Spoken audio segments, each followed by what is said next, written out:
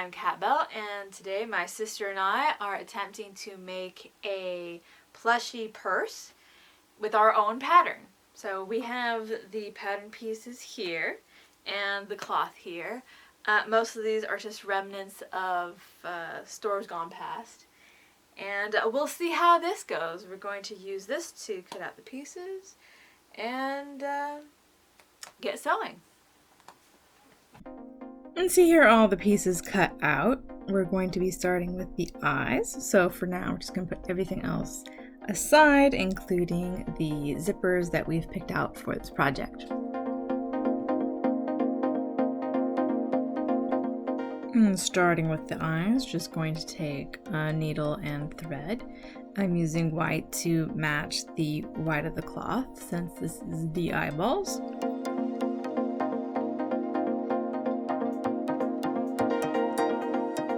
And we're just going to work that needle through the cloth, just kind of going back and forth, and just sort of an accordion fold, and just working our way around the edge of the circle. Now, the more consistent you are with the spacing and the distance from the edge of the cloth, the better.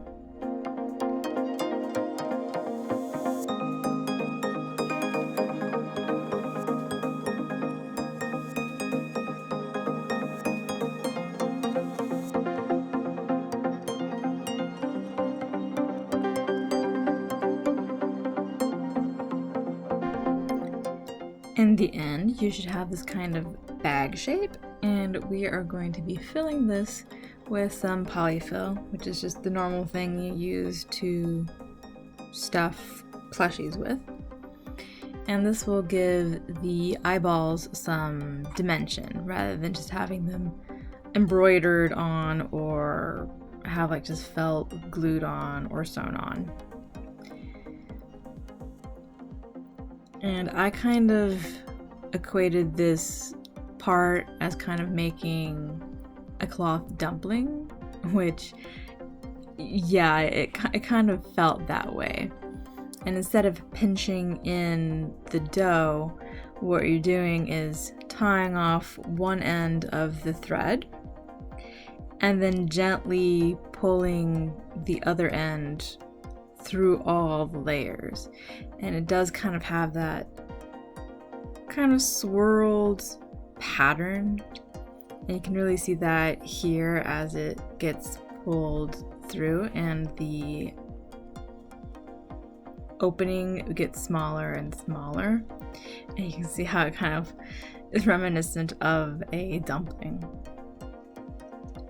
Once it's pulled as tight as it can go, I'm just going to snip off the end of the thread and very carefully re-thread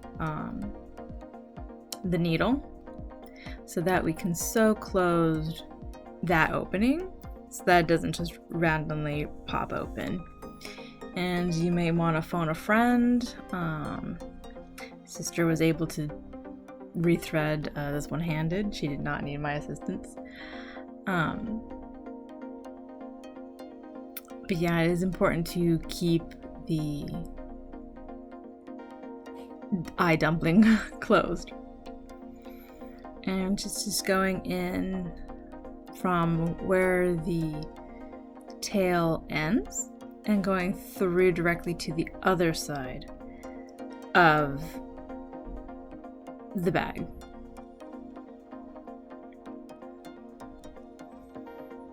It is a little bit thick, so it may take some, wiggling to get the needle all the way through. And basically it's just going through a couple times until it feels secure. And that finishes off one eye, so I just need to do that one more time and then paint on some pupils with some tulip fabric paint. Moving on to the beak, just need two pieces and then just match them up and sew all along the edge. Once that's done, we can go ahead and turn that inside out. and fill it with some polyfill.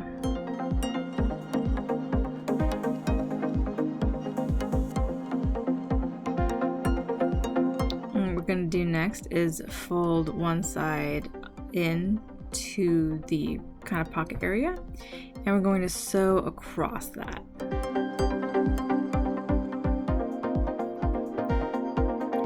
Moving on to the lining, we're going to start with all the zipper sections. Now the back uses a 6-inch zipper, and what we're going to do is take the lining piece, the zipper, and the outer piece and kind of sandwich them all together. Now it's very important to line them all up properly, and it might take a while to get it lined up.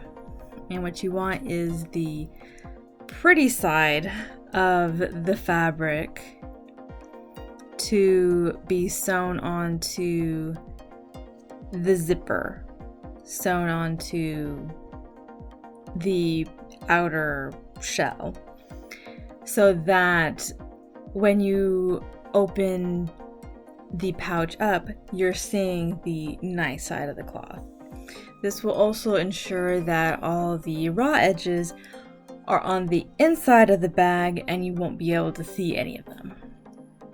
So once you have that lined up, it's just a straight stitch all the way across. And you're going to repeat this process again for the other side of the zipper.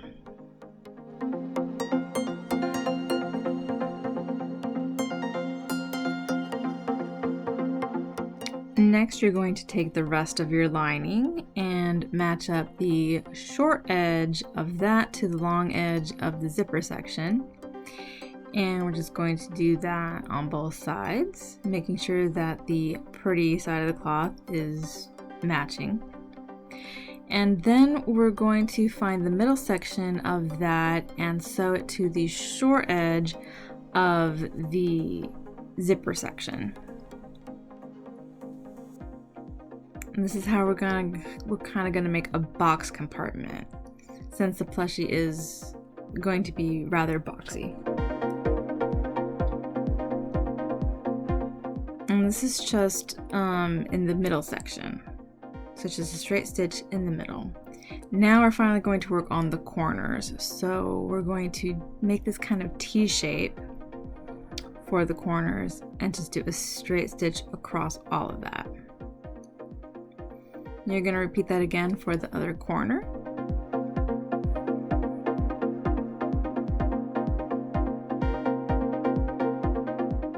And in the end, it should look like this. I'm just going to repeat that again for the other side.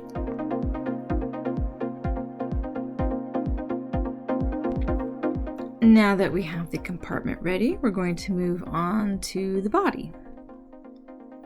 So we have this big piece with legs on both sides, and this is basically the underbelly and the insides of the legs. And you should have two of these side pieces, so this is the side and the outer part of the leg. And we're just going to line up these pieces and sew along the edge.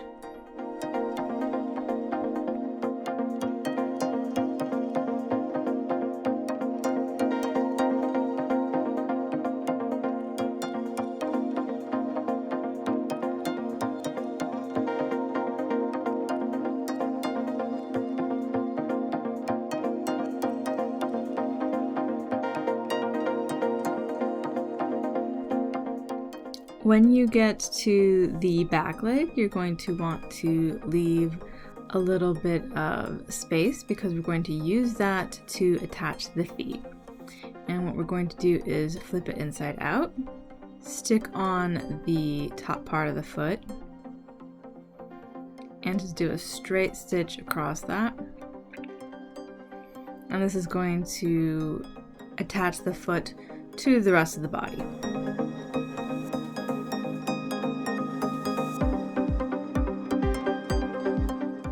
I'm going to flip that back around and then sew on the bottom of the foot. And that one we're just going to go all around the edge. And that might take some doing when it gets to little toesies. And just, just take your time, go slowly.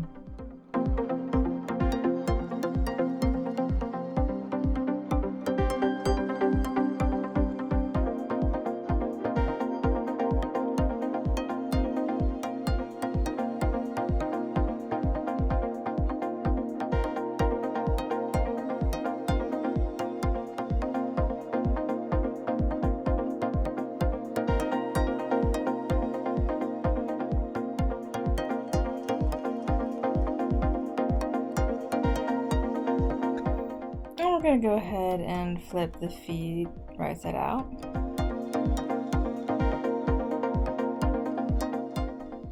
And this might take a little bit of doing just because it is kind of a tight squeeze for the amount of cloth you end up with. And it just takes a little bit of patience and finagling to get them through. And then eventually you'll have the little back feet. And moving on to the face, we're just going to do the little triangle part to secure it to the face panel. And we are going to be hand sewing on the eyes. If you want it to be extra secure, you can also use some fabric glue. We didn't in this case, but we did do several contact points with just needle and thread to make sure that the eyes are secure. And you're just going to do the same for both eyeballs.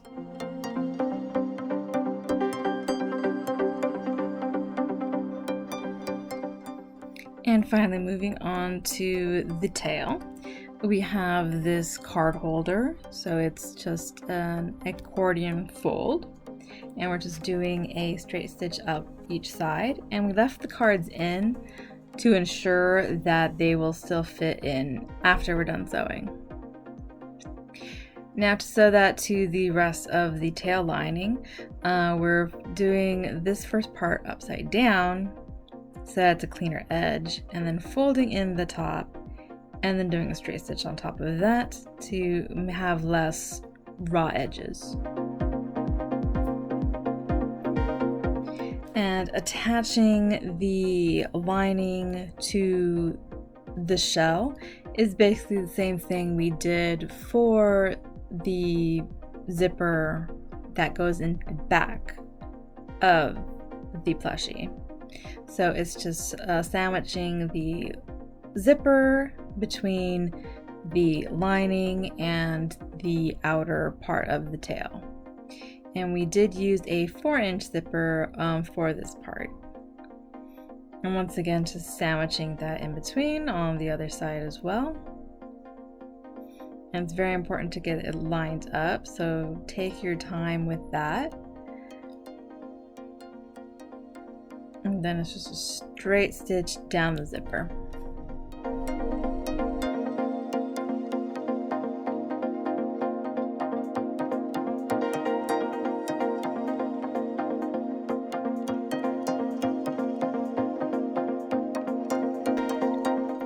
Once you have that done, we can seal up the rest of the tail. So you're just going from one edge all the way to where the zipper is.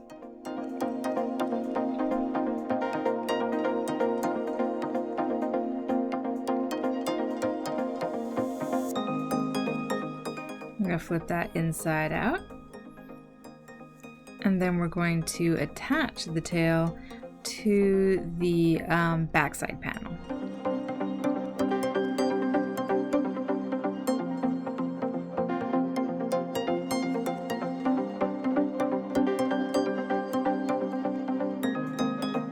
And we're going to bring all our panels back in, flip the feet around, and we're going to start sewing the whole plushie together. So we have the backside panel going on to the rest of the body here. And since the plushie is rather square in shape, it's mostly just straight stitches from here on out.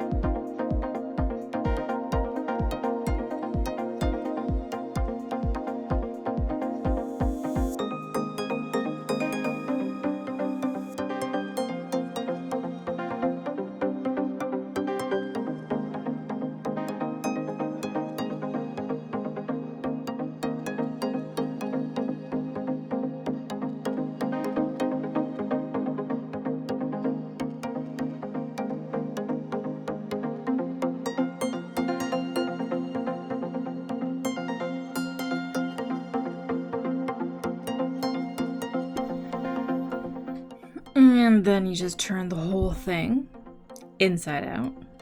Or, I mean, in this case, I guess it's right side out. Because it was sewn inside out. It was kind of funny how the eyes kind of popped out. But, yeah, and that's pretty much it.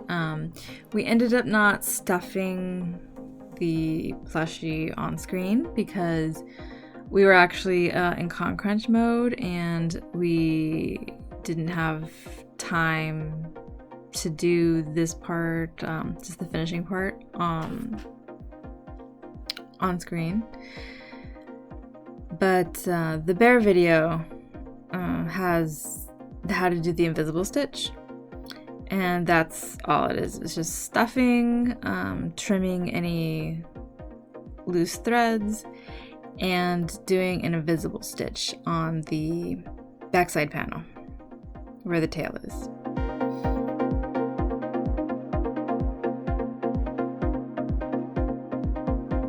And I also have this hat. It was made of felts, and it's just a hair clip, actually, so you can wear it yourself as well. And we just kind of open the back zipper and stick it on. And here I am in my Doofenshmirtz look with the Perry the Platypurse, and we also had the mini one. That's the one we made as a prototype for the big one. We did end up raffling both the Perry the Platypurse and the Platycoin purse at LA Comic-Con. So thank you everyone who participated in that raffle. And it was just really exciting seeing people so jazzed about the Perry the Platypurse. I had this idea and I went for it instead of sitting on it for years. So I'm very happy with how this turned out, and I'll see you in the next one. Bye. Platypurse. Perry the Platypurse.